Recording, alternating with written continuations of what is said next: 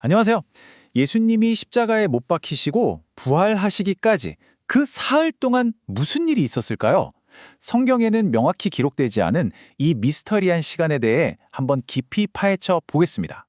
네, 예수님의 육신은 분명 무덤에 있었죠. 그건 우리 모두가 아는 사실입니다. 그런데 그분의 영혼은 과연 어디에 계셨을까요? 성경이 이 부분에 대해선 좀처럼 말을 아끼는 것 같지만 사실 아주 오래된 기독교 교리 속에 그 심오한 해답이 숨어 있습니다. 바로 지옥강림이라는 교리인데요. 요즘엔 좀 생소하게 들릴 수도 있지만 정말 놀라운 건 이게 초기 교회에서는 아주 보편적이고 거의 모든 성도들이 믿었던 핵심 교리 중 하나였다는 사실입니다. 자, 그럼 오늘 우리가 살펴볼 내용입니다. 먼저 이 3일간의 미스터리가 대체 무엇인지부터 시작해서 구약에 숨겨진 단서들을 찾아볼 거고요.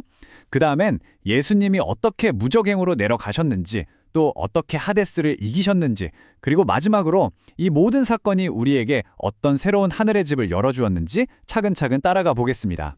자, 먼저 상황을 좀 정리해보죠. 예수님의 육신은 무덤에 안치되어 있었습니다. 물론 신으로서의 그분은 온 우주에 편만하게 계셨죠.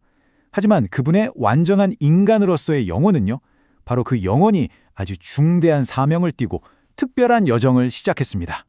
그러니까 고대의 믿음은 이런 거였어요. 예수님의 신성은 하나님이시니까 당연히 하늘과 땅 어디에나 계셨죠.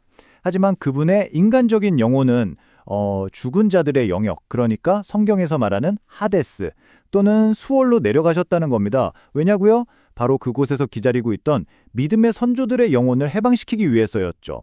이 사건을 통해 비로소 모든 믿는 자들을 위한 천국의 문이 활짝 열리게 된다는 거예요. 그러니까 핵심은 이거죠. 예수님의 부활 이전에는 의롭게 살다 죽은 사람들도 우리가 생각하는 그런 천국, 즉 하나님 앞으로 바로 가지 못하고 다른 곳에서 기다리고 있었다는 겁니다. 자, 그럼 예수님이 어디로 가셨는지 제대로 이해하려면 시간을 좀 거슬러 올라가야 합니다. 먼저 구약 시대로 가서 그 당시 사람들은 죽으면 어디로 간다고 믿었는지부터 살펴볼 필요가 있어요. 구약 성경을 보면요. 사람이 죽으면 그냥 무의식 상태로 잠들어 버리는 그런 영혼 수면설 같은 걸 가르치지 않았어요.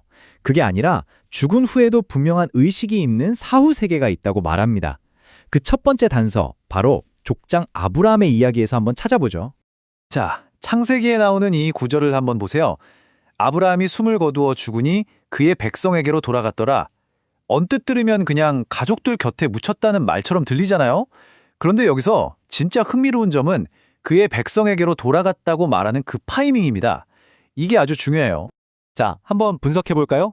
성경은 아브라함이 땅에 묻히기도 전에 이미 그의 백성에게로 돌아갔다고 말하고 있어요. 이게 첫 번째 단서고요. 그리고 그의 조상들은 가나안 땅에 있는 같은 무덤에 묻히지도 않았거든요. 그러니까 이건 물리적인 무덤을 이야기하는 게 아니라는 거죠. 그럼 뭘까요? 바로 그의 영혼이 먼저 세상을 떠난 그의 백성들의 영혼이 머무는 어떤 영적인 영역으로 갔다는 걸 의미합니다. 그리고 그 영역이 바로 소울, 즉 하데스라고 불리는 곳이었어요. 그러니까 핵심은 이거예요. 그의 영혼이 가는 것과 그의 육신이 묻힌 곳이 서로 달랐다는 거죠. 네, 지금까지 구약에서 말하는 스올, 즉 하데스라는 개념에 대해 알아봤습니다. 그럼 이제 신약으로 넘어가서 이 이야기가 어떻게 연결이 되는지, 그리고 예수님이 정확히 어디로 내려가셨는지를 한번 추적해 보겠습니다. 자, 로마서에 아주 결정적인 구절이 나옵니다. 사도 바울이 이렇게 묻죠. 누가 무적행에 내려가겠느냐? 그리고는 바로 그 의미를 설명합니다. 한이 내려간다는 것은 그리스도를 죽은 자 가운데서 모셔 올리려는 것이라. 그러니까 바울은 명확하게 말하고 있는 거예요. 그리스도께서 죽은 자 가운데서 올라오시려면 반드시 먼저 무적행으로 내려가셨어야만 했다는 거죠. 이 무적행이라는 곳은 당시 사람들이 생각했던 영적 세계의 일부였어요. 이 지도를 보시면 이해가 쉬우실 텐데요. 먼저 하데스 또는 스올이라고 불리는 죽은 자들이 가는 큰 영역이 있었고요.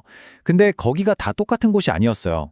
아브라함 같은 의인들이 평화롭게 쉬는 낙원이라는 구역이 있었고, 반대로 악인들이 고통받는 장소도 있었죠. 그리고 또 다른 차원의 공간, 바로 무적행이 있었습니다. 끝없는 구덩이라고도 불리는 이곳은 타락한 영적 존재들, 즉 악마들을 가두는 감옥으로 여겨졌습니다. 그러니까 당시 사람들은 이 지하 세계를 여러 구역으로 나눈 아주 복잡한 영적 차원으로 이해했던 거죠. 그리고 성경의 다른 부분들도 이 사실을 뒷받침합니다.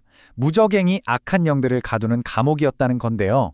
여러분, 누가복음에 나오는 이야기 기억나시죠? 귀신들이 예수님께 제발 자기들을 무적행으로만 보내지 말아달라고 애원하잖아요. 그들도 무적행이 어떤 곳인지 정확히 알고 있었고 그곳으로 가는 걸 아주 두려워했다는 뜻이죠. 자, 그럼 여기서 아주 중요한 질문이 하나 생깁니다. 정말 핵심적인 질문이죠. 무적행이 그런 악한 영들을 위한 곳이었다면 도대체 예수님은 왜 거길 가셨을까요? 바로 이 질문에 대한 답이 이 모든 사건을 이해하는 열쇠입니다. 예수님은 거기서 벌을 받거나 고통을 당하러 가신 게 절대 아니었어요. 그분의 목적은 단 하나, 바로 완전한 승리를 선포하기 위함이었습니다. 사도행전에서 베드로가 바로 이 점을 설교합니다. 그는 오래된 예언을 인용하면서 메시아의 영혼이 하데스에 버려지지 않을 것이라고 말했음을 상기시키죠. 이 표현을 잘 생각해 보세요. 하데스에 들어가긴 하지만 거기에 그냥 버려지거나 갇히는 게 아니라는 겁니다. 희생자가 아니라 정복자로서 그곳에 가신다는 거죠. 그러니까 이 승리의 사명은 이런 단계로 이루어진 겁니다. 첫째, 하강. 예수님의 영혼이 하데스와 무적행을 포함한 죽음의 세계로 직접 내려가십니다. 둘째, 선포. 그곳의 모든 영적 존재들에게 죄와 사탄과 죽음에 대한 완전한 승리를 선포하시는 거죠. 셋째, 해방. 낙원에서 기다리던 모든 의로운 영혼들을 하나로 모으십니다. 그리고 마지막으로 넷째, 상승. 그들을 이끌고 하데스에서 나오셔서 마침내 하늘로 가는 길을 활짝 여시는 겁니다. 이건 정말 영적인 세계의 질서를 완전히 뒤바꿔 놓은 엄청난 권능의 사건이었던 거죠. 자, 그렇다면 이 위대한 승리가 가져온 결과는 무엇이었을까요? 죽음에 대한 이 승리가 영원히 바꿔놓은 것은 과연 무엇이었을까요? 한마디로 지옥 강림 사건은 믿는 자들의 죽음 이후에 대한 모든 것을 바꿔놨습니다. 이전과 이후가 완전히 달라진 거죠. 그리스도의 승리 이전에는요, 의인들이 죽으면 하데스 안에 있는 낙원이라는 평화로운 곳에서 기다려야 했습니다. 하나님의 임재와는 분리된 상태였죠. 하지만 그리스도의 승리 이후에는요, 이제 믿는 자들의 영혼은 죽는 즉시 그 어떤 기다림도 없이 곧바로 하늘에 계신 하나님 앞으로 가게 됩니다. 그리고 신약 성경은 바로 이 사실을 증언하고 있습니다.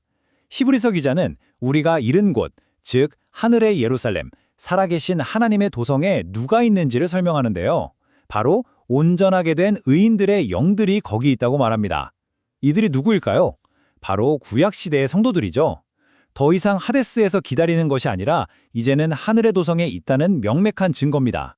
네, 그들은 하데스에서 이끌려 나와 하나님의 임재 앞에 서게 된 것입니다.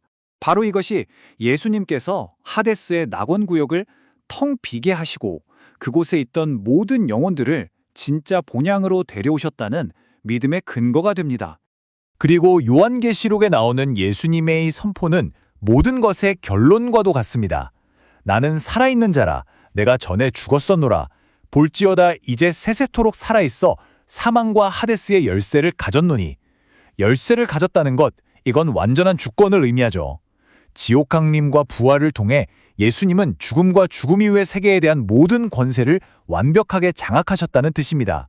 자, 그렇다면 이 모든 것은 우리에게 어떤 의미가 있을까요? 하데스와 사망의 권세가 완전히 깨어졌다는 이 사실이 오늘을 살아가는 우리의 삶에 던지는 메시지는 무엇일까요? 이 고대의 교리는요, 그냥 오래된 신학 이야기가 아닙니다. 이것은 바로 우리의 소망이 어디에 근거하는지, 그리고 영원이라는 것이 무엇을 의미하는지에 대한 가장 근본적이고 심오한 선언이라고 할 수 있겠습니다.